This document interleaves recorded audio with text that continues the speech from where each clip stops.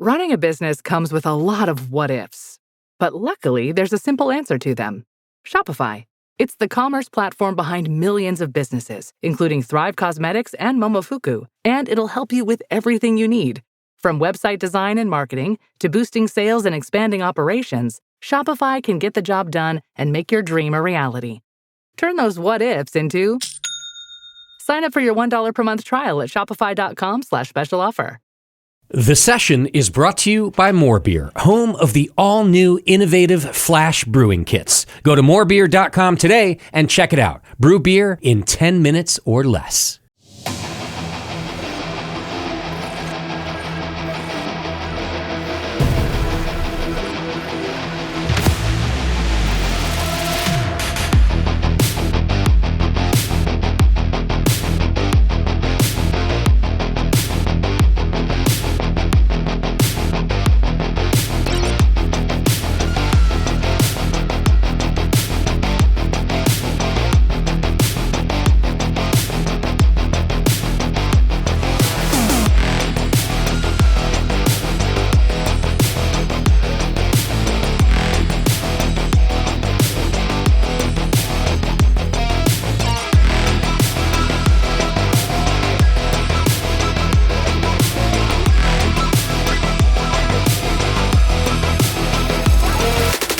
Hello, everybody. Welcome to the session. I'm back in the studio after a trip to the Craft Brewers Conference, which, as always, a great time. Maybe we'll talk a little bit about that later in the show. But it was fun to see it and fun to see all of our brewers from worldwide at the World Beer Cup while I was there, which, of course, was streaming on the Brewing Network. You can check it out over at youtube.com/Brewing Network. See your favorite breweries take home gold, silver, or bronze. Some of my favorite breweries did, and some breweries I've never heard of, which is always cool to see. So go check that out, and thanks to the Brewers Association for putting that on, as always. It's a great event.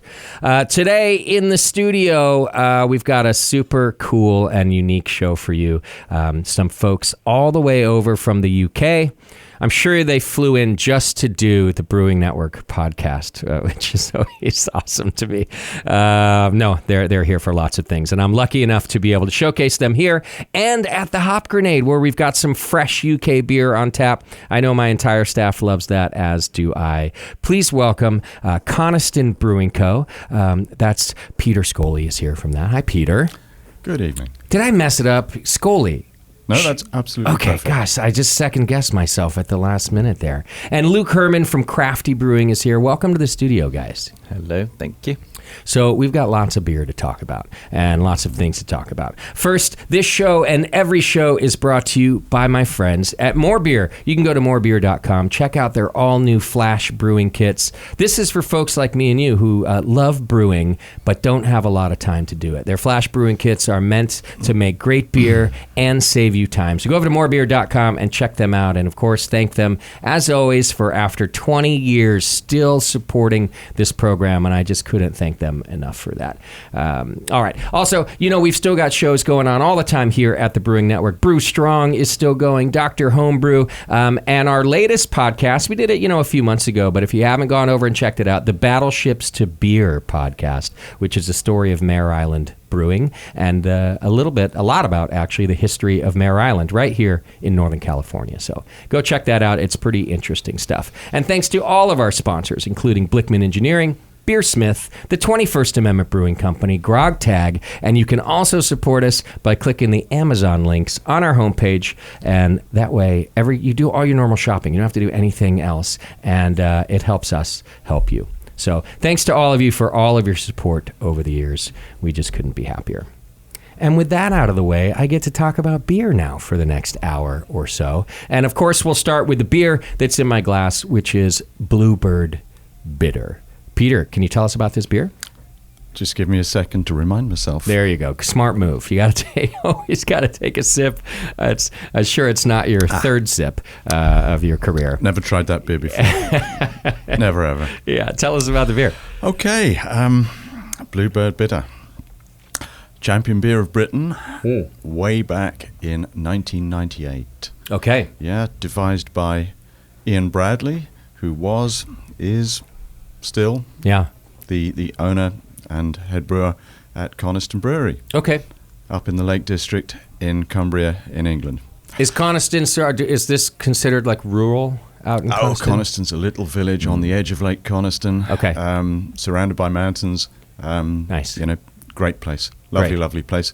And if you ever get the opportunity, a really nice pub to stay at. Heck yeah. The Black Bull Inn. Okay. Middle of Coniston. I think I read the Black Bull, the Coniston Brewery is literally behind that inn. It is indeed. Okay, Yeah, nice. right behind the pub. Beautiful. Yeah. Okay. So, Bluebird Bitter. As traditional as you can get, really. Yeah.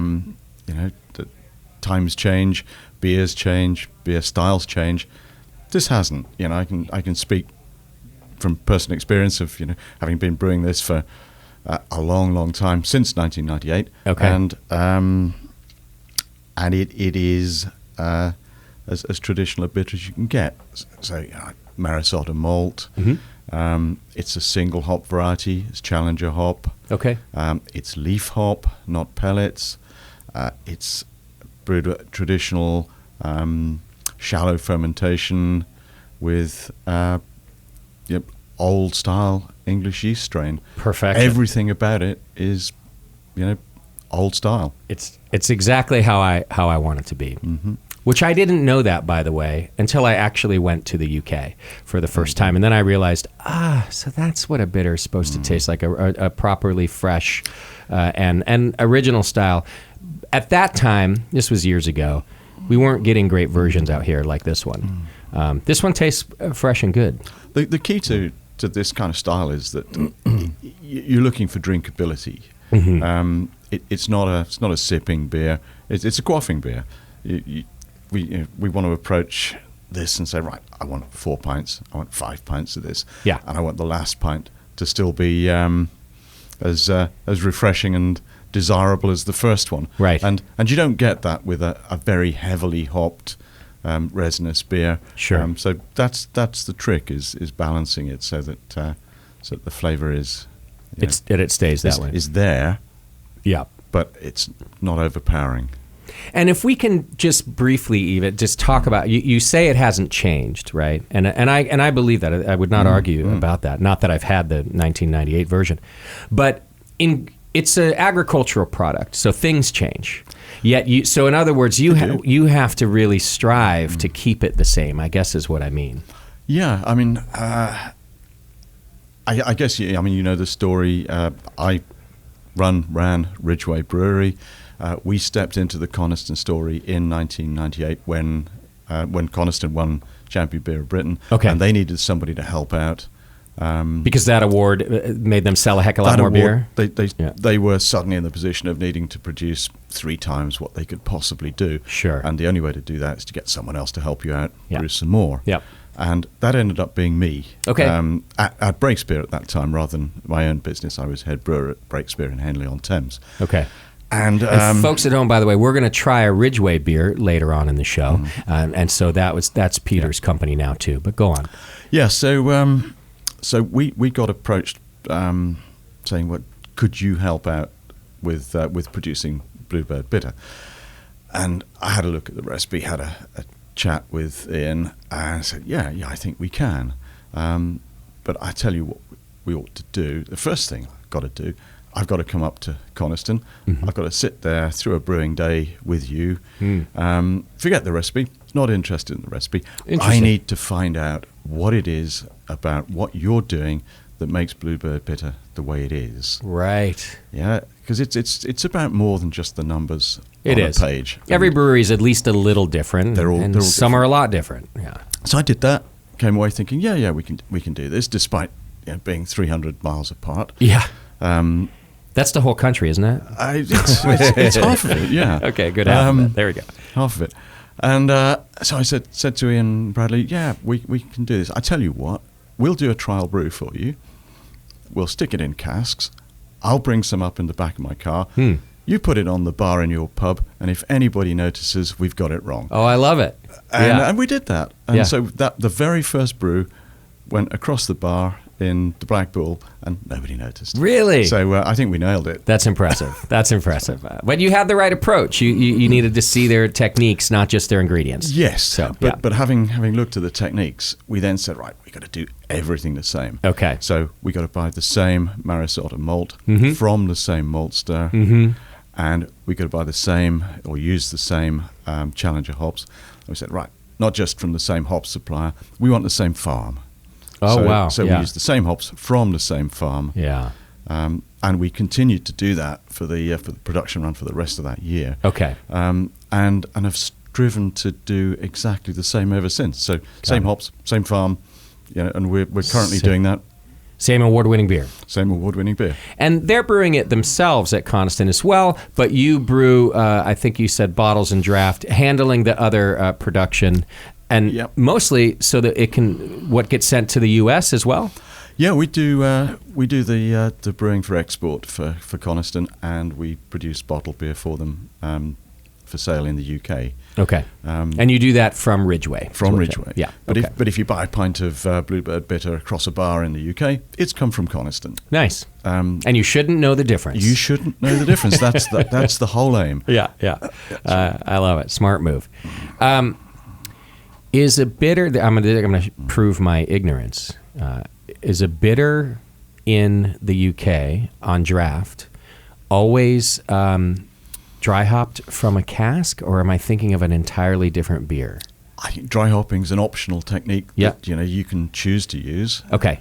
Or not. We don't. You don't. Okay. Bluebird is not a dry hopped beer. But it's still a bitter style that might do that technique, or is that a different style I'm thinking of? A dry hopping is one of the options that you've got available in the production of a bitter. So some bitters are, some are not. Got it. You to an extent you can produce the same kind of flavour by hopping very, very extensively late in the boil or right at the end of the boil, and that's what we do with Bluebird. Okay. As an alternative to dry hopping. Okay. Well, it is delicious, and I'm recently on a low alcohol and even sometimes no alcohol kick. Just, you get older, you got to do certain things. So when what is it, 4.2. 2, yeah. When I looked at it today and decided, am I going to have a beer today? And I saw 4.2, I said, oh, heck yeah, I'm having a beer. It's a nice, like you said, you might want to have 4 of them and still feel like it's refreshing and quaffable, and maybe you don't have to stumble home. Yeah, there is a very low alcohol equivalent from Coniston. It's called Freebird. Okay. But you can't get it in the States, I'm afraid to say. We can't. And how very low are we talking here? 0.5. Okay. And that's what we have. When we say, what would the term for that style of beer? You would just call that very low alcohol? You wouldn't call that non-alcohol? We can get away with no alcohol. We call it low non-alcohol. No, so you do free. too. Yeah. I'm just curious, because so do we. But it's somewhat confusing, isn't it, that way? But I've been told by brewers that that amount of alcohol, 0.5, is like what you might find in a piece of fruit. A banana. So you say the same thing. You guys understand this science too, yeah? Yeah. Okay. And you just physically couldn't get drunk by... Right. Right. You'd have to be drinking, something like 8 pints in the first half an hour. Right. And then... It's just your fillings anyway, and then 3 pints every half an hour forever. Of course, and you'd still be able to drive home. Right, yeah. It's good to know, because if you're on the no alcohol kick, I think there has to be this education still that it's like, well, no, it really is practically, you consume this on other, your toothpaste probably has more than 0.5 in it, so may well. It's good to know. Okay. And then, so Luke, you founded Crafty Brewing. I did. Okay. Yeah. And where's Crafty? Crafty's in Dunsfold on the Surrey-Sussex border. Okay. About an hour south of London, hour and a half south of London. And what year was that? In 2014. Okay. 24. We started 2005, so kind of right in the middle here. Okay. And but you were telling me that you started as a pretty small brewery at the time. Yeah. Well, before then, it was a hobby of mine. Okay. Home brewer. A home brewer. Nice. So and brewing, working overseas, science-based roles, but which sort of helps when it comes to hop growing. And things like that. But the science was in brewing, or it was in another job? It was environmental science. Yeah, okay. So it's actually bees. Nice. Where it was. But it was good fun. Took me around the world, but always brewing. And then project-based, which is fine for a time. Okay. But when my girlfriend at the time, now wife, sort of said, maybe we should put down some roots.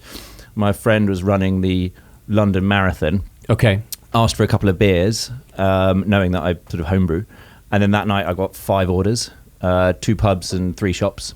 Wow. I thought, maybe I could sell some beer.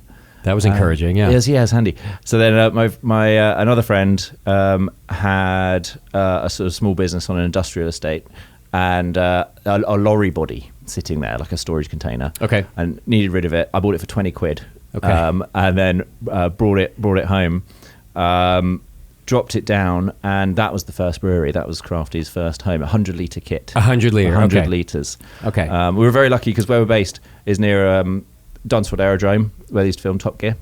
Oh, yeah. And it was run by the Canadians in the war. And they left over lots of concrete pads, which is what the lorry body was sitting on. Nice. And also bomb shelters.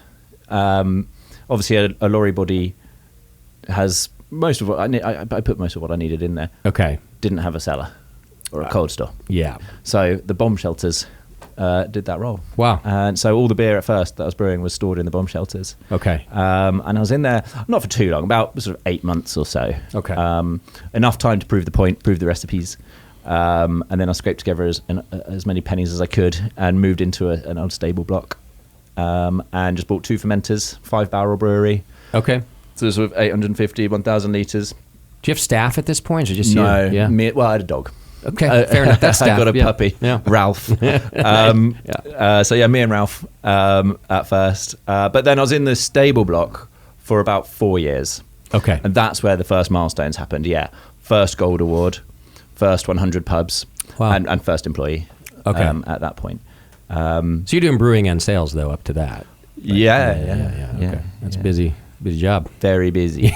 Okay. But yeah, it grew and it was great. And Yeah. it was a question of just adding more fermenters at first. Sure. Then I needed space, so I kept buying more shipping containers. Okay. I ended up with 9 in the end. But they were And great. is this a property that you own that this is My dad's happening farm. on? It's your dad's farm. Yeah, Okay. yeah. I get it. Okay. And so small little outfit, nothing big, no big deal. Yeah. But yeah, just pushing shipping containers up, cutting through the back. Sure. Instant extension. Nice. But it did get a bit silly. I need another bag of malt, and then you got to walk sort of through a sort of tunnel system. Yeah. Okay. Right. So you need more efficiency, maybe a little more modern type of a brewery. But what a great way to bootstrap. I mean, people talk about things like that and how great containers can be, but now in Cal, for example, and maybe the laws are different too, or the codes. In California, I could maybe start a container brewery, but the code enforcement would almost be just as expensive. All the things I would have to do, I Right. can't just cut a hole and start a thing, would be prohibitive. And I don't know how that is with you now, but I'm saying you might have been in the right place at the right time to bootstrap this thing. Yeah, maybe. I mean, in the UK, it's kind of down to number of employees. It's when you hit 5 rules and regs start to notch up quite a lot. And so then they don't care about what you're doing much. At first, it was up to me. Yeah. Right. My body, my choice kind of thing. Yeah, but love it. Yeah. It was Okay. Yeah. So you kept growing though, and now what size is your brewery? Now it's 30 barrels, so 5,000 litres. And is that on the same farm? brew. Same place, yeah. Oh, cool. We tried to.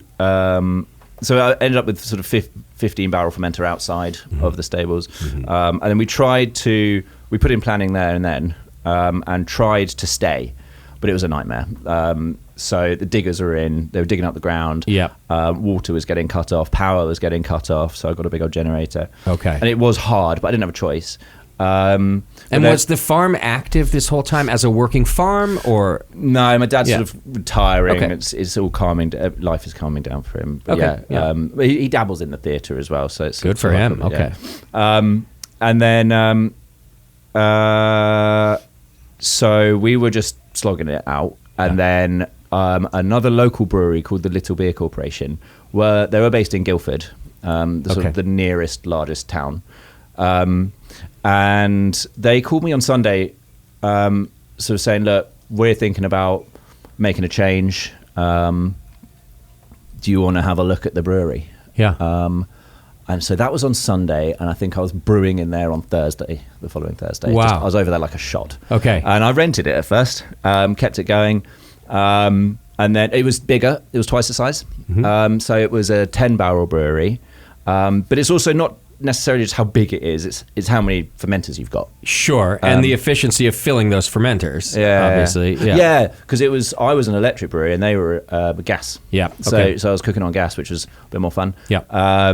And they had four sort of size to the brewery fermenters, and then 3 double size, so 3 20 barrels.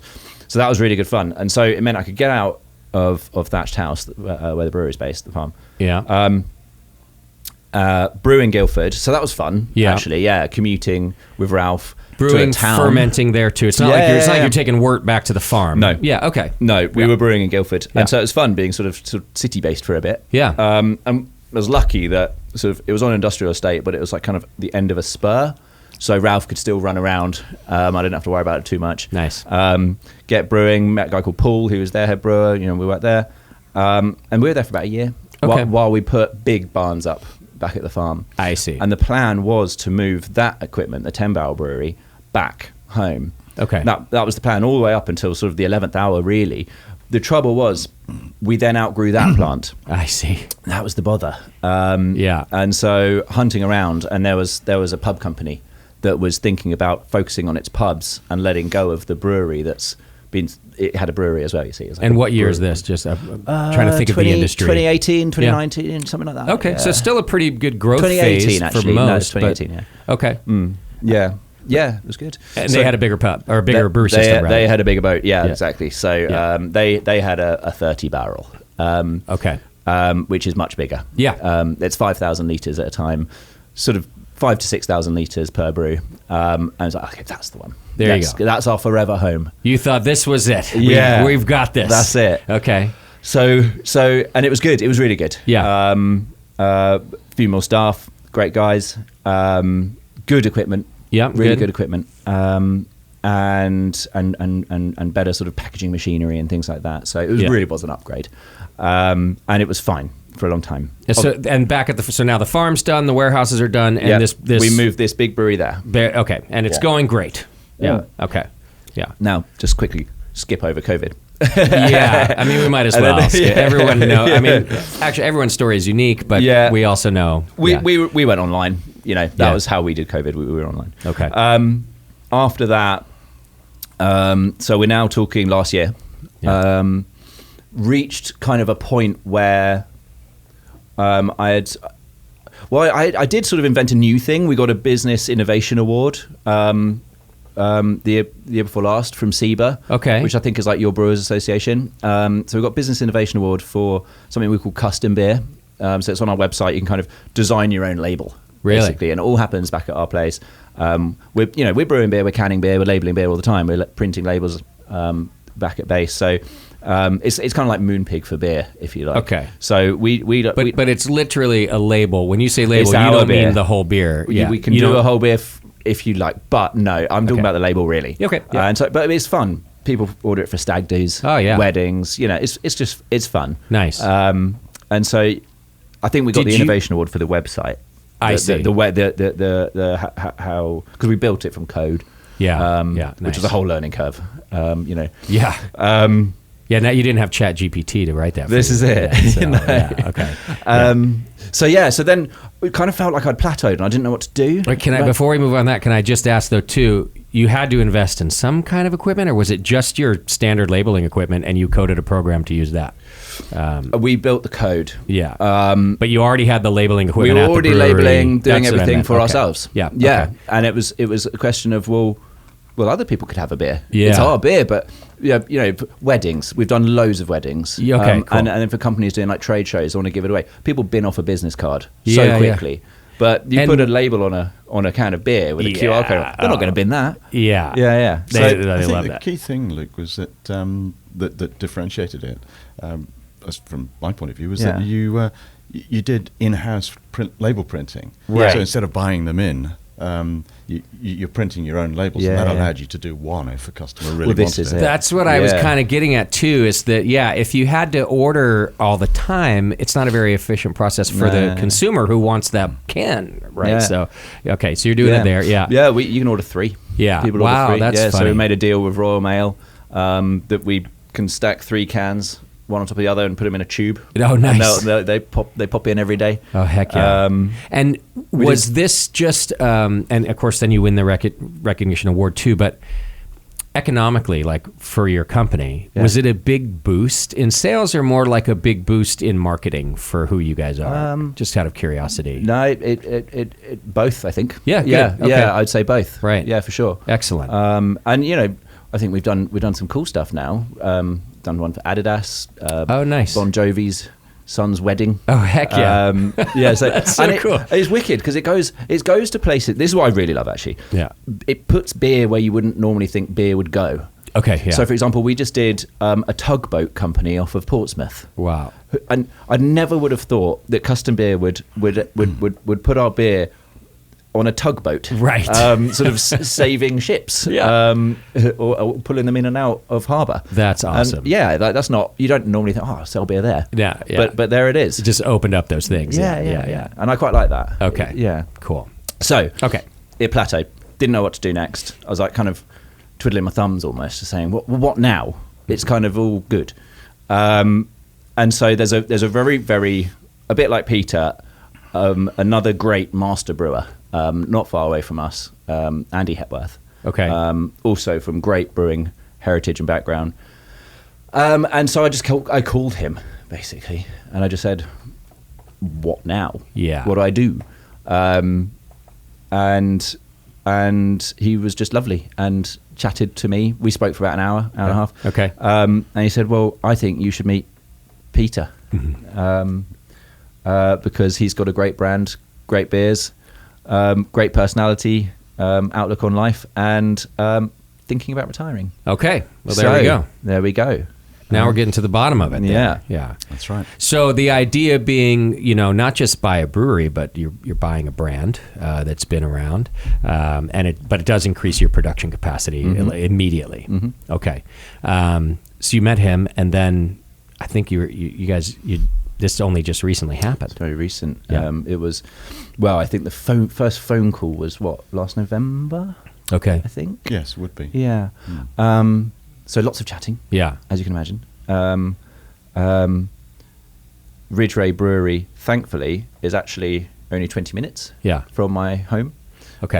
So I can sort of sit on the driveway in the morning and think, so left or better. right. It's 20 minutes to Crafty or 20 minutes to Ridgeway, depending on which way. It was my next question. That's great. Yeah.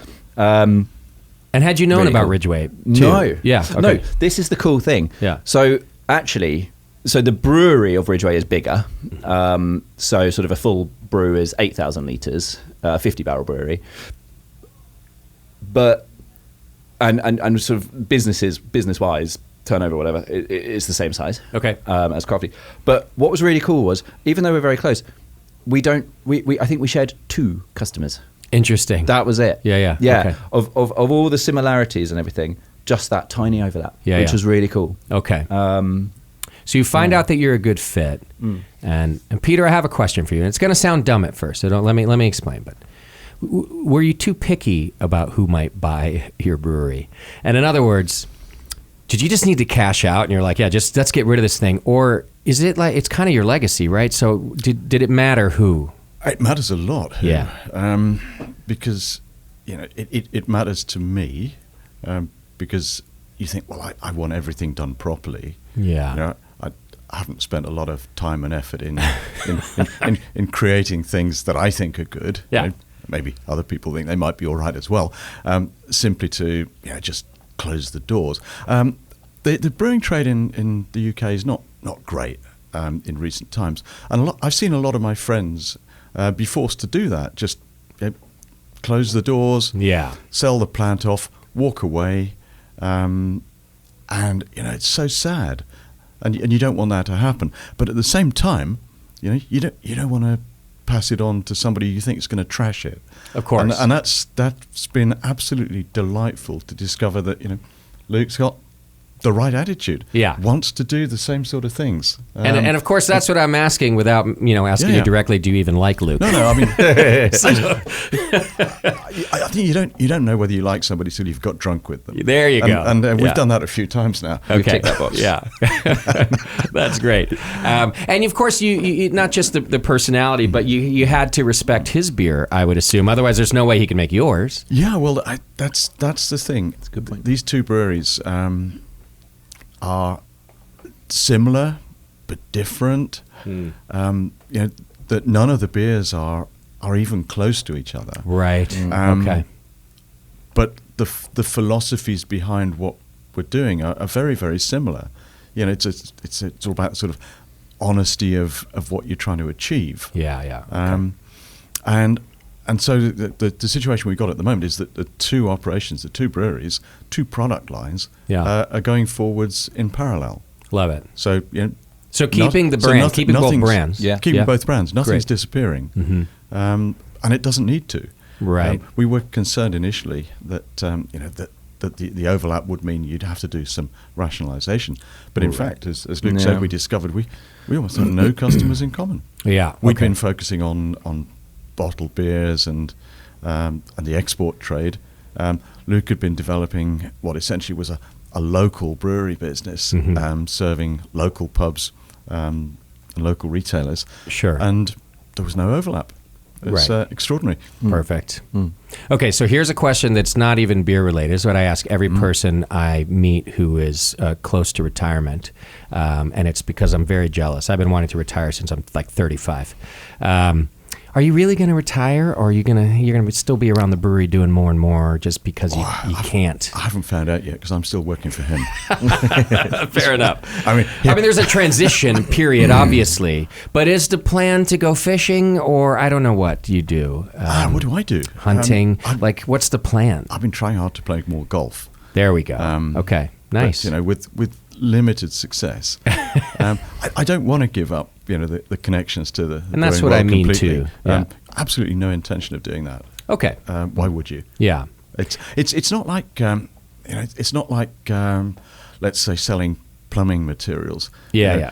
Plumbers don't have conferences where they go and get drunk together and share each other's secrets and solve each other's problems. It just doesn't happen in other trades. Right. So it's a wonderful business that we're in. Yeah, it's a lovely it's a lovely business, and so I see what you mean, but you still have to start thinking of an exit strategy, and it sounds like you found it. Yeah, So, sure. Yeah.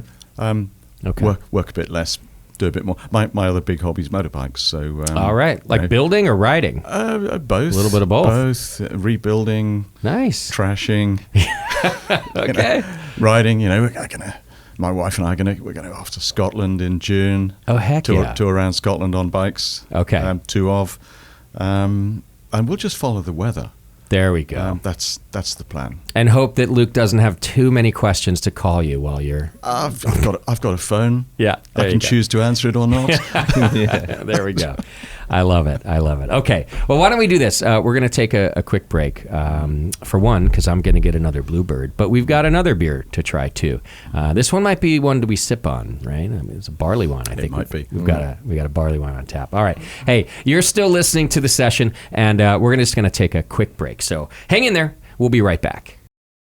This episode is brought to you by Hulu, presenting Paradise. Paradise is Hulu's critically acclaimed addictive drama series, starring Sterling K. Brown, Julianne Nicholson, and James Marsden. The Daily Beast calls Paradise your next TV obsession, and the New York Times says it's exhilarating in all the right ways. Paradise is for your Emmy consideration in all categories, including Outstanding Drama Series. For more information, visit fyc.hulu.com. Choosing a bottled Starbucks Frappuccino drink that's all flavor and just 100 calories? Easy. Choosing between creamy vanilla, double chocolate, and sea salt caramel flavors? A little harder. Try the delicious new Starbucks Frappuccino light drinks. Look for them wherever you buy groceries. Start with Starbucks coffee. Welcome back to the session. Thanks for hanging out with us. I'm still here with Peter and Luke from Ridgeway Brewing Company and also Crafty Brewing. We were just drinking Coniston Bluebird, which I got another pint of. because delicious and, like I said, nice and low alcohol, tasting fresh. It is available here at the Hop Grenade and probably will be for several days. So if you're one of my local listeners, come on down and try it. I highly encourage you to do so. We don't get this all the time, but I hope we do get more of it. And soon to get some Crafty brewing, too. Which is a little bit of what I want to talk about before we talk about the beer in our glass, which is, I was looking through your beer list, Luke, and many very traditional styles, a ton of beer, by the way, a ton of different beers. But you do also dabble in some of the American styles, too. We do. Like, in particular, it looks like you're kind of into session IPAs. Mm-hmm. That's right. Yeah. A little bit of lower alcohol IPA. This is right. Yeah. And as Peter said, one of our main focuses is sort of local or regional, I suppose, pub market. And in the UK, it's not common to go above sort of 5.5%. Okay, yeah. On the bar. A lot of destination pubs, and most cask ales are sort of in that realm. Sure. Of sort of 3.5 to 5.5. Okay. So that's kind of been our playing field. Yeah. And so that, and it kind of suits the sort of session. Again. So it allows you to session do is the operative word, yeah. kind of some of the stylistic things of like an American IPA, but keeping it lower alcohol, like a session. That's right. Yeah. I like to hear that can be popular there, because here, not that they're not popular, by the way. Session IPAs can be, but they're a little. What's the word I'm looking for? They're kind of people will sort of fight over, like, oh, that's just a dumb style. Either make a pale ale or make an IPA. Yeah, that's kind of what we get here. Controversial, I guess, is the word I'm looking for. And not everybody feels that way, but it can be controversial. Like, come on, give me a pale ale or give me an IPA, because a session can, at least ABV wise, sort of fall in the middle there. That's right. But there are stylistic differences from a pale ale to a session IPA. Yeah. Would you say? Yeah. Okay. Yeah, definitely. Yeah. Because we've got our Crafty one, our pale ale. Is we don't dry hop it. We use the same yeast. It's a nice, fresh, quaffable sort of session beer. Okay. And then when we're bringing in the sort of the IPA word, I suppose, we might look at the yeast. We might look at dry hopping. We might look at the malt bill. Might be slightly more complicated if we're going to have play around a bit more with hops. Got it. Yeah. I also think I saw a hazy pale ale on your list. Yeah, Distant Horizon. What do you think about that beer? It's decent. Style, I should say. I'm sure you like the beer. Yeah, I like the beer. The beer, yeah. Other people like the beer too. It keeps winning awards, which is nice. Oh, nice. Is hazy big there in the UK, I mean? Yes, growing, definitely. Yeah, no, it is. It is. I mean, British beer is not like historically crystal clear anyway, is it? Well, okay, that's school me. That's a big question. I mean, if you've got a cask ale, a cask ale is fined, and so it should drop bright. Okay, and the notion in Britain that hazy beer, this beer in my glass is hazy. Yeah, the notion in Britain that hazy beer is bad was fundamentally driven by the fact that if you had a cask ale from an English temperature cellar and it was hazy, then it was either off or it hadn't been allowed to settle yet. Okay. So it should be bright. Now, if you put that same cask beer in an American cellar, like the one here at the Hop Grenade, then the lower temperature in the American cellar will drive that English cask ale hazy, inevitably. Yeah. Interesting, okay. And so it's not a question of good or bad. It's a question of where.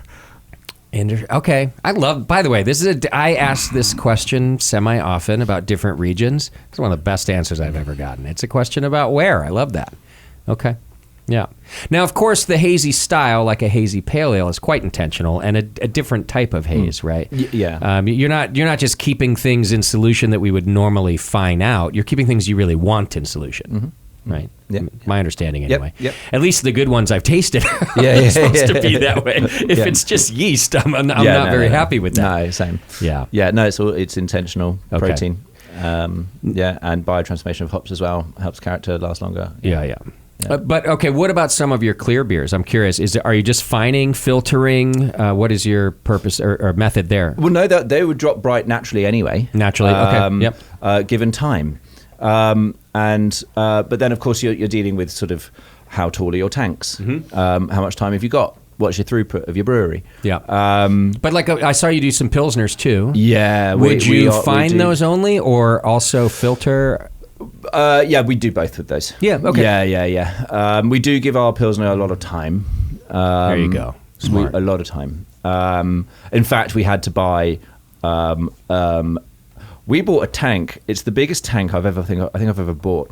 It was 20,000 litres. Oh.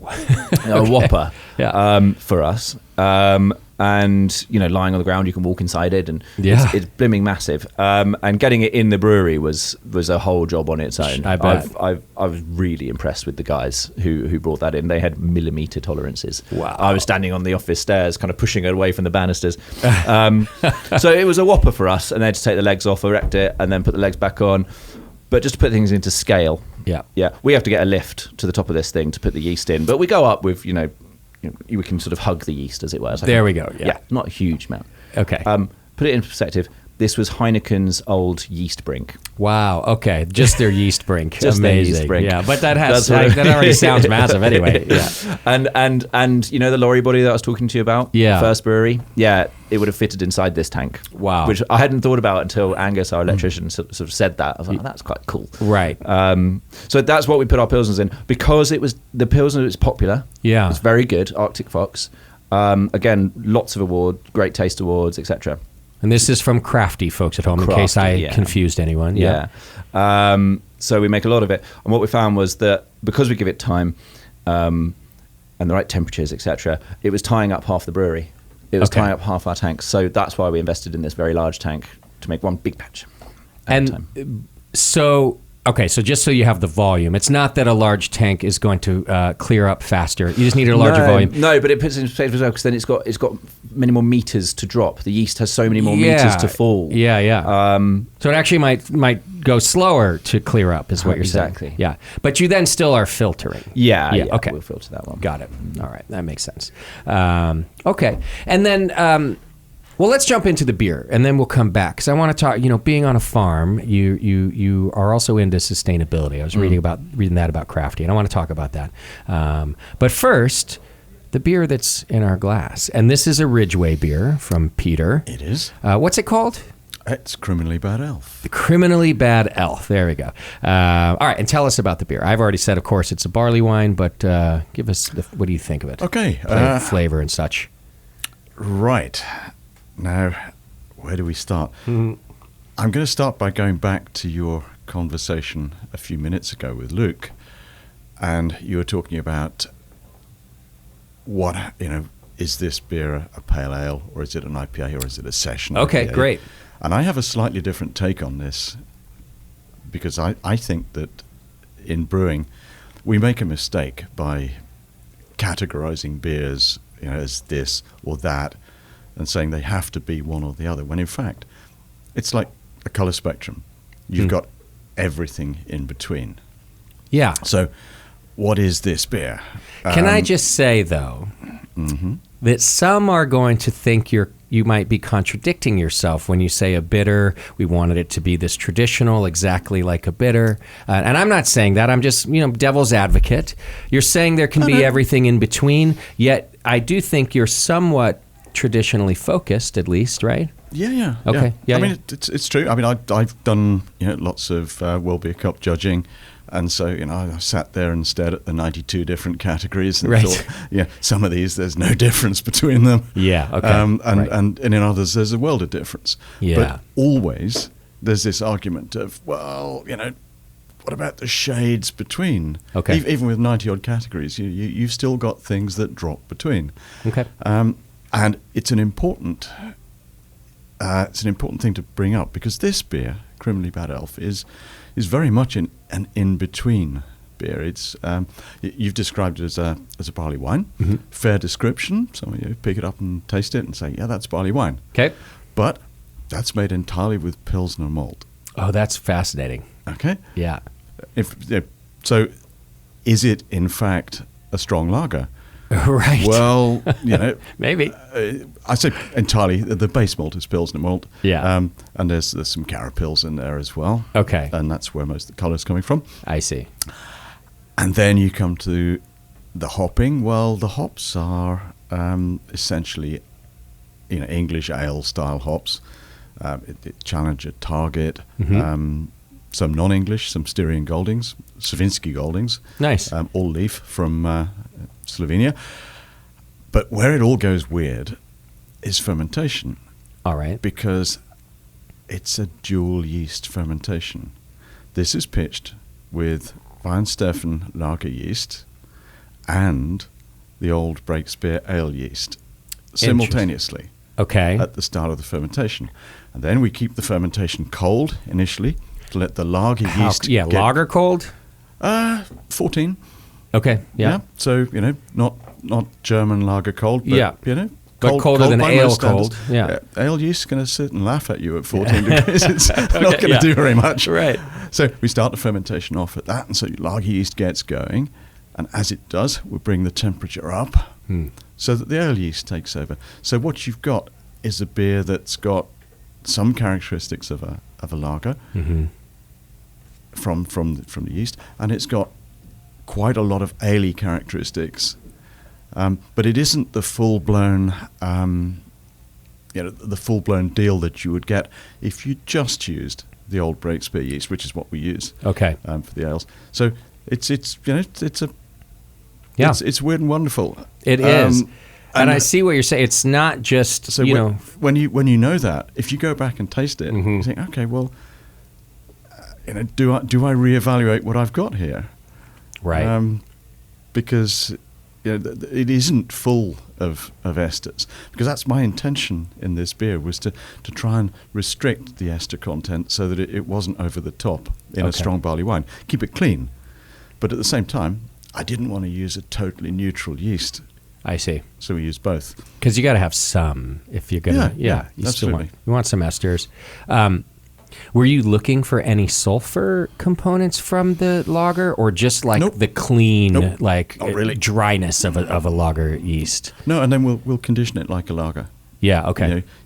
Keep it a few weeks so that everything sort of gets cleared up and cleaned cleaned away. Yeah. Okay. And it's delicious. I could have had a pint. By the way, it's very good. It's very drinkable because still can. Yeah. I mean, you've nailed it there. In that, the aim is to produce a strong beer that's drinkable. Yeah. Which is it's not that easy, actually. Yeah. No, it's not. And it's nice to see now. I like everything that you're saying about it. To talk about the in betweenness, because if I see a barley wine on the menu, I'm very not likely to order it. But if someone gave me this and said, "Well, I hear you, but you really ought to try this one," I'd have gone, okay, I'll take a pint. Thank you. Because of its in-betweenness. You know. Yeah, that's right. That's very nice. That's very nice. And is this a standard of yours, brewed year-round? Or Nope. Okay. No, it's a Christmas beer. Oh, nice. So, this is, this will be last Christmas's now. Yeah. But because barley wine strength, it keeps, this would be perfectly good next Christmas. Sure. 6 months old, it's a baby. So it does age perfectly well. Oh, yeah. And most barley wines should, but do you think that the lager yeast assists in that aging? I think it makes absolutely no difference. Yeah, okay, right.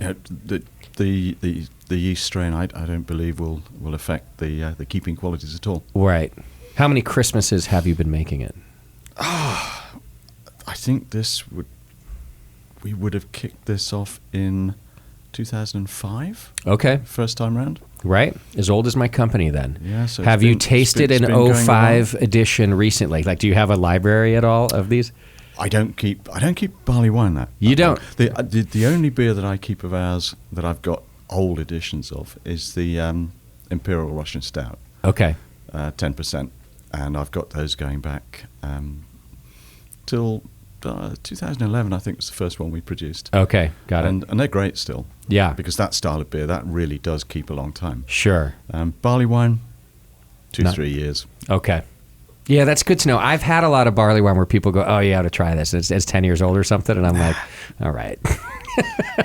No, if you've got a 10-year-old Thomas Hardy, I'd just run away. One of the okay, so obviously, not obviously. At all. I'm not knocking Thomas Hardy. No, which is a very nice beer. and you wouldn't. So very early in my career, I believe you guys went to the bar. The Toronado in San Francisco had a very famous. It's called the Toronado Barley Wine Festival, and it's probably the first place I had a Hardy, and it was old, and someone gave it to me, and they told me how good it was. And I tasted it, and I guess I agreed because I didn't know what I was talking about. And I was like, because it was different. It had a lot of flavor coming out of it, very basementy, very, very musty. I did learn, it took me several years when I had a really good barley wine that I was like, that wasn't good. It just had a great name. It had a great lineage, right? And somebody really cared about the fact that they saved it, which is wonderful. Oh, yeah. But it wasn't that great of a barley wine. Whereas Sierra Nevada Bigfoot barley wine, for example, that they make, they sort of start it, if you looked at the recipe, you'd think it might be a double IPA. If you have it right when they put it out, it's a little too much.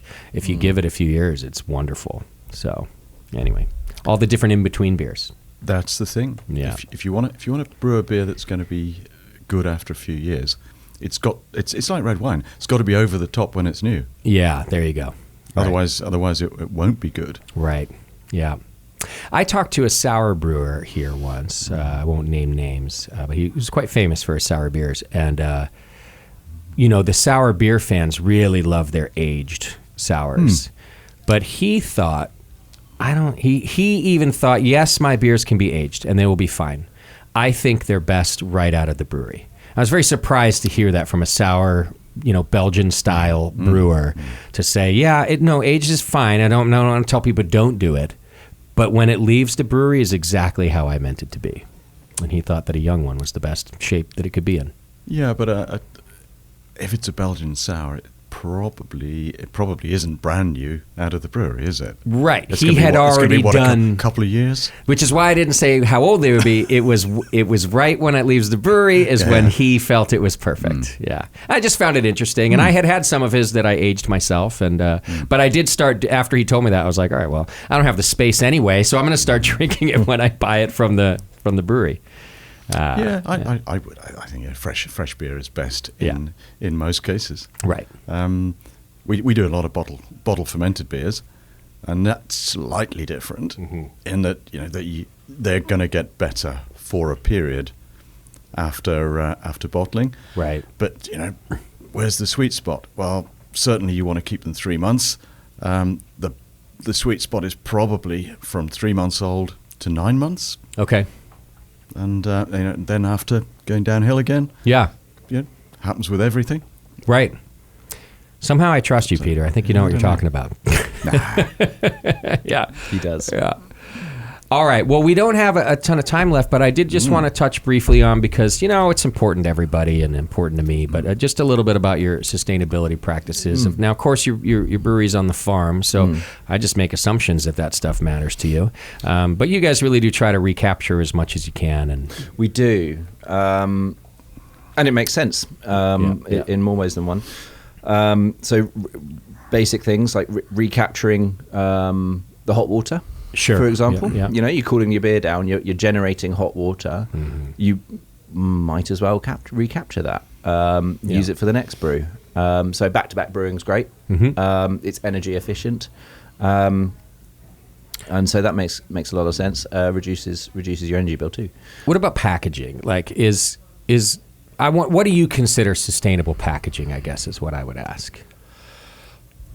To me, it goes depends which country you're in a little bit. So that's sort of why I'm asking, because I can hear some people tell me, well, glass is still the most. And then others are like, it's absolutely aluminum. And of course, it's only recent that we're all doing cans anyway. Well, aluminium's different as well because it's lightweight. Yeah, so okay. That's a different factor that it's got against glass. Yeah. Okay. So when you're transporting it, you're using less energy to move it. So and those cans will always beat the bottles for that. In terms of recyclability, there we go. Yeah. You can recycle a can an infinite number of times, whereas glass 3-4 times. Oh, okay. Interesting. Peter? Peter's I don't pulling know. faces. Well, I don't think that's true. I understand it turns to mush. Glass turns to mush when you try and reuse it again and again and again. Well, the glass bottles that we're currently using are about 65% recycled glass. Okay. So if you're always, So and the glass industry just takes back the recycled glass. It doesn't know how many times it's been round. So I don't know how or where the idea that you can only recycle a bottle 3 times comes from, because nobody knows how old the glass is that's being recycled and going round. But the process might know. The process might spit it out. As Yeah, slag. that's sort of what I meant. Don't know. That was what But I we was also, thinking. here's something in the U.S., an issue we're having that most consumers don't know about is that even the aluminum cans that we're using, the labeling on them is making them unrecyclable, except in certain cases. And I've not heard that about glass, because just like the gnarly heat process of glass seems to devour labels and glue and doesn't seem to be a problem. Yeah, it's not a problem at all. Yeah, so we're having this weird, like, there's a lot of illusions of recyclability all over the world. And it's also dependent on the sort of local authorities' abilities, facilities. Yes, 100%. I suppose you could argue, very controversial, but you could argue a plastic bag might be more environmentally friendly than a cotton bag, because of, you look at what it takes to grow cotton, process it and turn it into a bag, how long that bag's going to last, versus a plastic bag that will last 10,000 years. Yeah. Controversial. Yeah, totally. No, I love it. I love this stuff. Yeah. This is great. And I'd go back. I'd say, what Luke said a minute ago is absolutely correct, but it depends where you are. Because if for us in the UK, we don't produce aluminium or even aluminum, so we have to import it. From wherever it's been smelted, Norway or wherever it's come from, Canada. Right. And there we go, CO2. And so that's not a very friendly thing. Yeah. And then after we've used the can and we stick it in the bin, and we think, aren't we being good? We're recycling that can. Yeah. Well, we're not, because it's got to go back abroad at least 2,000 or 3,000 miles to be reprocessed. Right. And that's not good. Whereas the glass bottles that we're recycling have to go back to Harlow, just north of London. So they're going about 55 miles to be reprocessed. And all of this matters. So in the UK, I think we're far better off using glass. Okay. But if you're in a country that's producing aluminium cans, Yeah. then that's probably different. And I think ideally, if the UK had a bottle washing facility, that would be prime. I only know of one bottle washer in operation in a UK brewery anymore, and that's at Harvey's in Lewis. Okay.